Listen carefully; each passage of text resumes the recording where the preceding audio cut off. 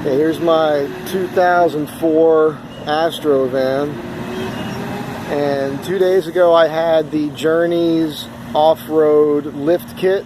I went with the 5-inch, which I think I'm getting like 4 inches out of it or so, and I had the 4-wheel drive conversion put on it.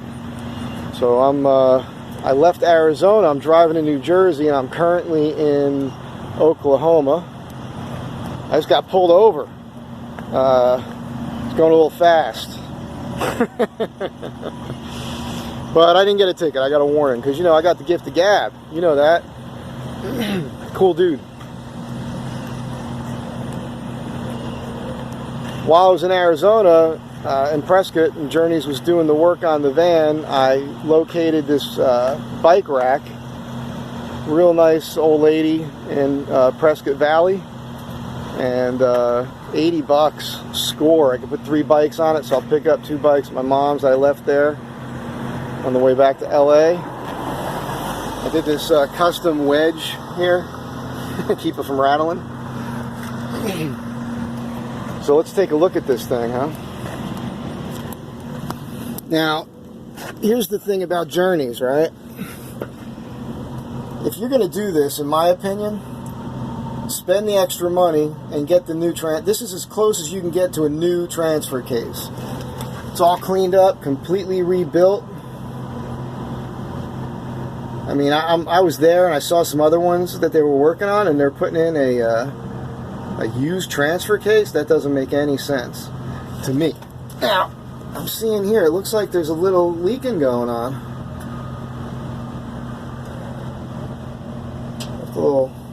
I'm seeing that here on the camera. Yeah, a little leak on the ground, so I should call him up and ask him about that.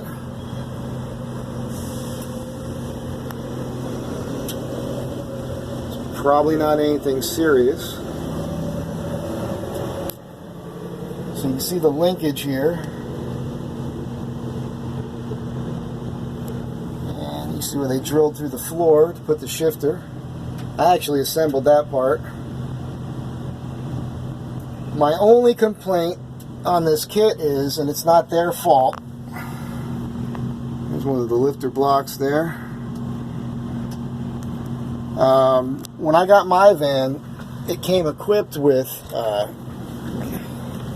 airbags on the rear axle, which was a real blessing because, as you can see with this, I'm putting a lot of weight on it. There's a big heavy load on the top, and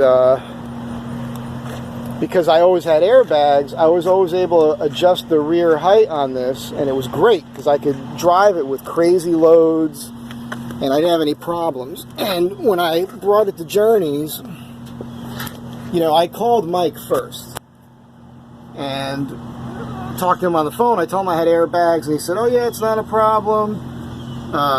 You know, we can put a riser block on there for you and make it work again. But, you know, the thing was that Mike isn't doing the work, okay? Mike's not doing the work. His son Tom is. And Tom's a really good guy, very knowledgeable guy. I mean, that guy knows what he's talking about.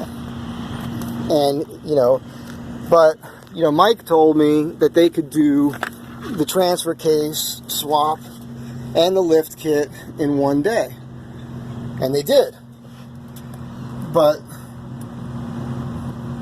bump stop they put on. But the thing is that Tom is, as you can imagine, he doesn't want to do both of those things in one day. That's a lot of friggin' work. So he was working on this thing till, you know, 8:30 or something that night. And, you know, he basically talked me out of putting the airbags back on, but it was really, I think, a convenience thing for him, and I'm not knocking him. I don't blame him. He didn't want to do the work to put them back on. Let me unlock this thing. I'll show you the shifter knob. It's messy in here. I'm on the road. Just be glad we don't have smell-o-vision, because I stink right now.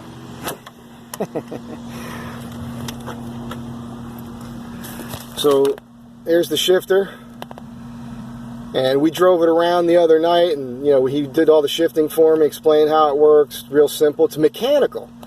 So if you think about it, that's what you want. A lot of modern vehicles have electronic four-wheel drive, and I'd rather have the mechanical. Easier to fix, right? I'm just going to pop the hood here. Anyhow, so as I'm driving, right, uneven roads at speed, I get this with the van right now because of that load on the roof. That's not cool, man. It's not cool. It's actually kind of dangerous, and I'm kind of bummed about it. I called them up, I told them, and I was like, I got to fix this. They've got my, they've still got my air shocks. I don't know what I'm going to do. I mean, I don't think those things are super expensive. There we go. The Chevy bump, Chevy bump. I don't know if I'll have them send them to me in Jersey so I can put them back on, or, you know, what I'm going to do here. So here's under the hood. Now, I opened this up earlier because I wanted to check the oil, and I noticed this air box is just floating. I kind of pushed this down here. Kind of got that to clip. It's missing the rubber now. You know, I'm sure Tom is just like, fuck it. So I got to figure out how to get that attached. But everything looks good under here. The only issue there was, and he pointed out to me, was the cover here where he had to put the wire in. It popped off. It snapped away on him, so he had to zip tie it back on. That's the only thing. I also did the steering linkage here. So this is for the 5-inch kits. They put this adapter on for the steering. And now the steering wheel is no longer in alignment. I don't know if there's a way to fix that. I'm not super concerned about it. If there's a way for me to get that back to being aligned properly, it would be nice. Anyhow, I'm officially on my way to Jersey. I'm actually going to Arkansas first, going to visit a pal there for the night, and then straight to Jersey. All right, so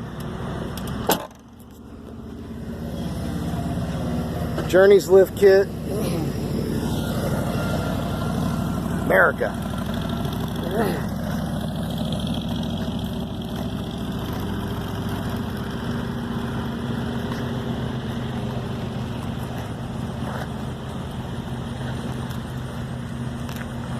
It's kind of nice to be up high.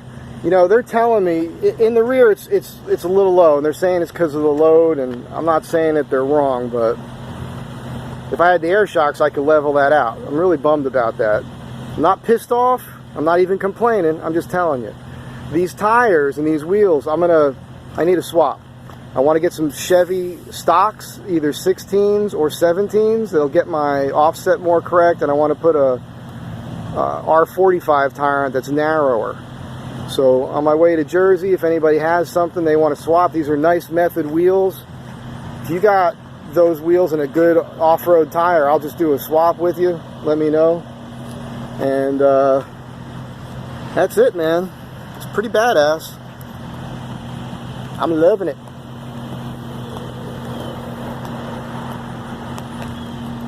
Worksman clunker on the rear.